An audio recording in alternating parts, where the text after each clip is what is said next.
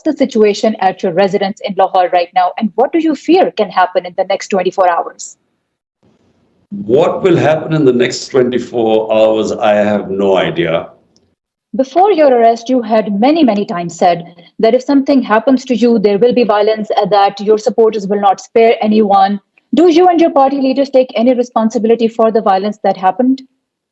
Absolutely not. And the reason is very simple. Whenever we say there will be protests, they have always been peaceful protests. Now remember, this is my 27th year in politics. Name me one time I've given a statement where I've said that we will indulge in violence. We have always said that we will stay within the Constitution, within the law of the land, but protest is a democratic and constitutional right. When they tried to kill me, surely then they should have been arson and burning and burning down buildings. It didn't happen. The moment the army picked me up, there was always going to be a reaction. Or when they abducted me, proved by the Supreme Court that it was abduction, unlawful, there was always going to be a reaction. You have used aggressive language many, many times, saying things like, I will hang these thieves upside down. Don't you think that when these kind of statements come from a leader, that they create a sense of not just anger, but also a sense of entitlement, that if we're angry and we're upset, we are entitled to go out and do whatever we want to express that anger? Look, this is not true. Well, then why did they do it before? Why haven't they done it for 27 years? But you didn't provide any proof even to your supporters. How can I provide proof when there's no investigation? This is my democratic, my constitutional right, that if I suspect someone, they should be investigated, then they can prove their innocence. I wasn't allowed my right to have a proper investigation. So, must remember the background behind it, that there's a huge amount of suspicion. There's a lot of fear that they would pick me up. So I have time and again said, look, if you want to come and arrest me, just come up with a warrant and I will give myself up. So when they brought you a warrant in mid-March, why didn't you give yourself up at that time? Because it was illegal. All you're seeing right now, the crackdown on PTI, is to somehow make us so weak that we can't compete in the elections. Okay, so lately you have very openly criticized the army chief. Your predecessors, when you were in government and your opponents would criticize the military's top leadership for meddling in politics, you said that they were committing treason. If their criticism of army's top leadership was treason, how is your criticism of that leadership any different? So you have to put this in context. Just remember in what context I was talking about. The context was very simple. Nawaz Sharif and his daughter were blaming the army chief that he was responsible for him getting convicted. This was the gist.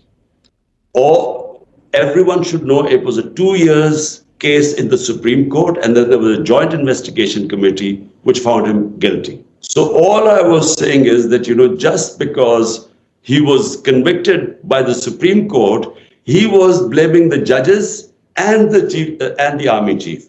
It was in that context I was speaking. Right now, the reason why I named the army chief was because I was abducted inside the High Court precincts by the army.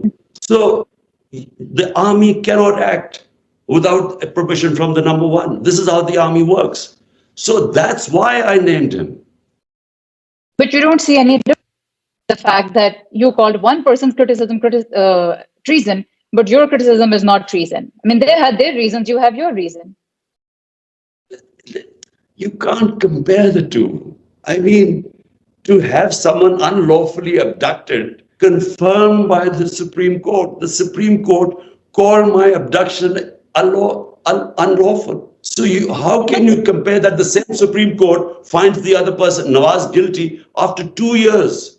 Remember, it was 2 years investigation that took place. This is what we call moral equivalence.